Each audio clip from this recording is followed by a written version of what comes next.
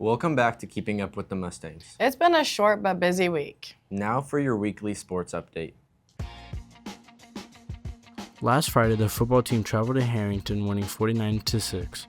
This week's highlight is another impressive run from Gabe Padilla as he runs over the Railers defense.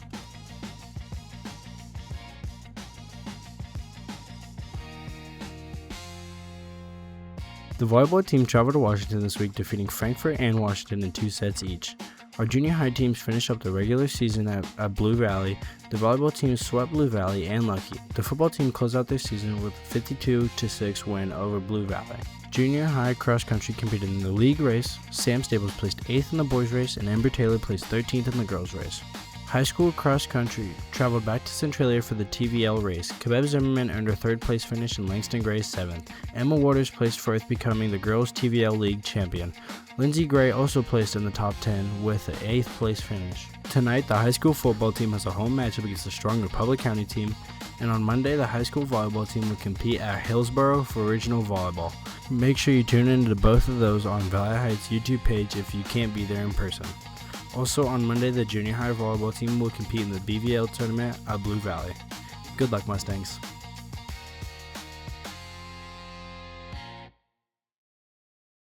One pregame ritual or superstition that I have before each match is that I chew a piece of gum during warm-ups. My favorite memory from my time on the team would probably be last year when we went to Hanover and we lost to Hanover and Centralia, and then the next weekend we turned around and we beat Centralia because they were like taunting us in the hallways, so that was pretty cool. My favorite post-game snack would be apples with cream cheese dip. My favorite game day hair would be a slick back bun. I'd say my biggest challenge I faced in my volleyball career is probably adapting to new people coming on the team every year, and also just like accepting like wins and also losses, and just like being there for the team all year and just like going out there and playing. What motivates me to perform my best is the pressure from last season and wanting to do just as good or better this season. My favorite game day hair is a slick back, mid-pony, not braided, just normal. I would tell them to keep working at volleyball, even if you start out on C team or JV. Just keep working at it and you'll get better eventually with all the work. So usually I do some type of slick back. I either put it in a bun, bubble braids, or just regular braid for the ponytail. Thanks. Now over to Carter, Henry, and Rilo for the HOCO recap. I'm Ella Swearingen, and I'm the student council president.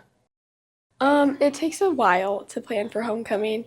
Actually, I think we start planning before school even starts just to get the layout of everything, and then we have a bunch of meetings where we all come together and make sure we have everything, and we slowly check off the list until homecoming comes closer. So first of all, we come up with the overall theme for homecoming, and then again, once it gets kind of closer, I feel like we kind of have a committee that's dedicated to planning those days.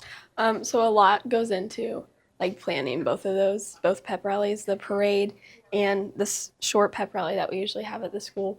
This year was kind of different just because we kept it kind of short and sweet, especially at the school pep rally.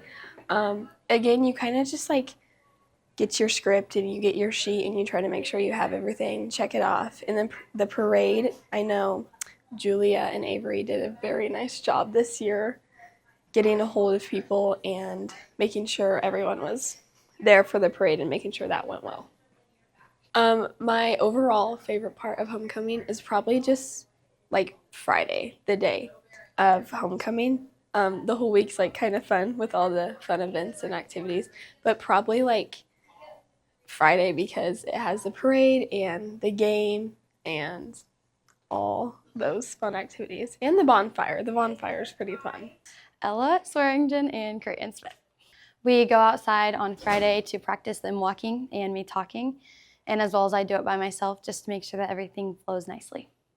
So a lot of Stuco involvement and getting everybody together so that we can put the decorations up and having meetings during seminars so that we all know everybody's on the same page. Probably the dress-up weeks. I think that they can sometimes not be people cannot participate sometimes, but I think that they're definitely really fun and we need to do more of them. Next, the secretaries from the elementary school will tell us what they have been up to. Hi, I'm Bev Carter. I'm the secretary at the Blue Rapids Elementary School. I've been here approximately 3 years. Interested me in being the school secretary here was kind of selfish. I had worked 40 years in the financial industry and had to travel to Manhattan every day.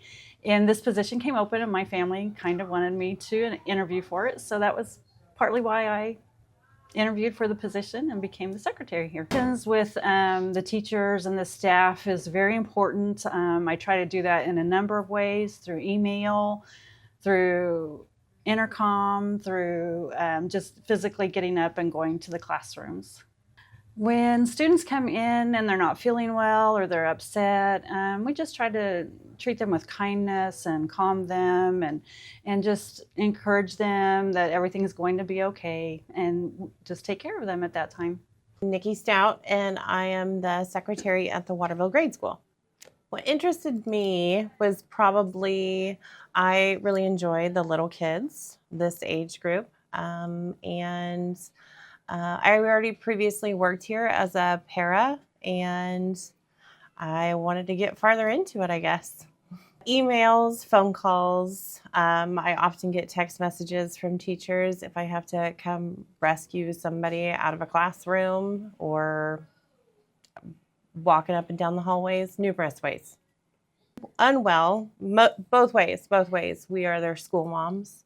Especially in this building. If they come upset, we offer our laps and our love. And then same as when they are ill, if Nurse Tiffany's not here. I'm kind of the school nurse and the janitor and the secretary all in one. This week, the Valley Heights FFA put together a drunk driving assembly. Let's hear from the Vice President, Stella Martin. We had to figure out everyone's parts, and then I messaged all of the firefighters and first responders, and we really worked with Dan Hargrave to get this all put together because, you know, he's in with everybody, so he helped organize this, and then we came up with our dates and made a timeline, and then everyone showed up when they were supposed to. We were trying to just spread awareness about drunk driving because there's a lot of drunk driving accidents. And most of the time in a small area, the drunk driving accidents are going to be high school kids. And that would be really difficult for all of us if we had to go through something like that. So we were just trying to spread awareness to make sure people don't do that. Before going to a party, make sure you have a designated sober driver who will not be drinking. If you're in like a more populated area, there's ride sharing or public transport if a sober ride is not available. Avoid all impairing substances because not only is alcohol an impairing substance, over-the-counter prescription drugs can also be impairing. And stay focused and minimize your distractions while you're driving. Don't be on your phone. Now let's hear from Gavin, our Senior of the Week. This week, Senior of the Week is Gavin Crowder. Gavin, what is your favorite memory about high school? Probably sophomore year when we went to state volleyball. And what are your plans after graduation? To go to Washburn. And what do you think you'll miss most about high school? Probably just playing sports. Okay, thank you. Thanks for tuning in with Keeping Up with the Mustangs. Don't forget to show up and support our Mustang football team tonight and volleyball on Monday. We'll see you next week.